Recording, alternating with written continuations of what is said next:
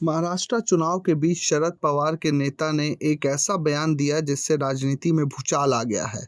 NCP Sharad Pawar के नेता जितेंद्र आव्हाड ने दावा किया है कि अगर महाराष्ट्र में एमवीए की सरकार बनती है तो जेडीयू के नीतीश कुमार और टीडीपी के एन चंद्रबाबू नायडू बीजेपी नीत केंद्र सरकार से अपनी समर्थन को वापस ले लेंगे।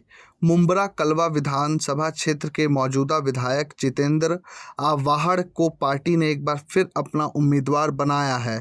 उन्होंने महाराष्ट्र की वित्तीय अस्थिरता को लेकर मुख्यमंत्री एकनाथ शिंदे सरकार पर निशाना साधा और बीजेपी आरएसएस पर देश में शांति भंग करने की कोशिश करने का आरोप लगाया।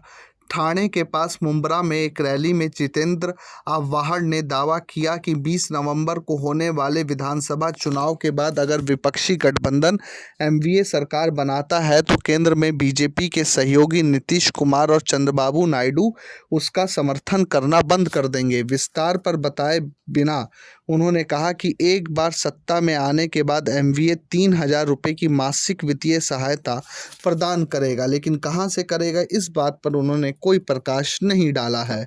शरद गुट के नेता ने कहा कि बीजेपी की नेतृत्व वाली महायुति सरकार पुलिस के वेतन जैसे आवश्यक खर्चों को भी पूरा नहीं कर सकती है।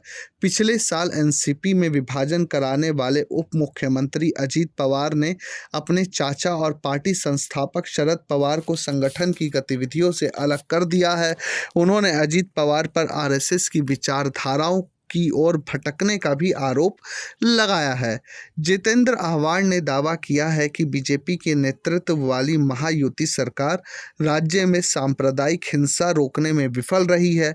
उन्होंने इस्लाम के खिलाफ आपत्तिजनक टिप्पणी करने के आरोपी धार्मिक नेता रामगिरी महाराज के साथ मंच साझा करने के लिए मुख्यमंत्री एकनाथ शिंदे की आलोचना की।